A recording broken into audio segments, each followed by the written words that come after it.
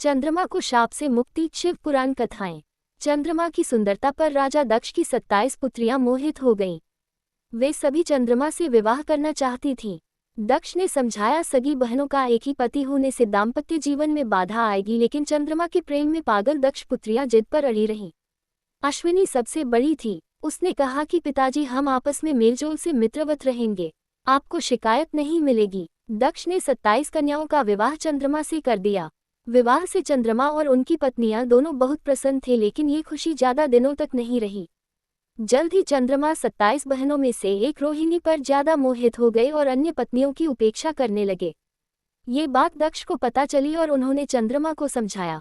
कुछ दिनों तक तो चंद्रमा ठीक रहे, लेकिन जल्द ही वापस रोहिणी पर उनकी आसक्ति पहले से भी ज्यादा तेज हो गई।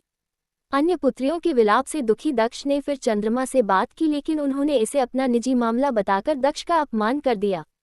दक्ष प्रजापति थे, कोई देवता भी उनका अनादर नहीं करता था।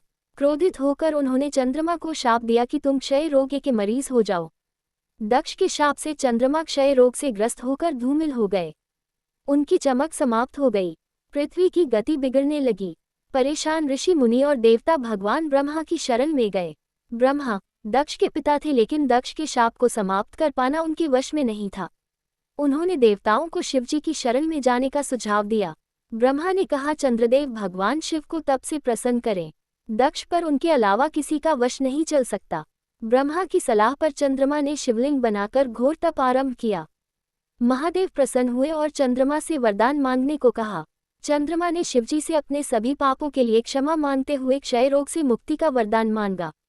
भगवान शिव ने कहा कि तुम्हें जिसने शाप दिया है वह कोई साधारण व्यक्ति नहीं है। उसके शाप को समाप्त करना संभव नहीं, फिर भी मैं तुम्हारे लिए कुछ न कुछ करूंगा जरूर। शिवजी बोले, एक माह में जो 2 पक्ष होते हैं, उसमें से एक पक्ष में तुम मेरे वरदान से निखरते जाओगे, लेकिन दक्ष के शाप के प्रभाव से दूसरे पक्ष में क्षीण होते जाओगे।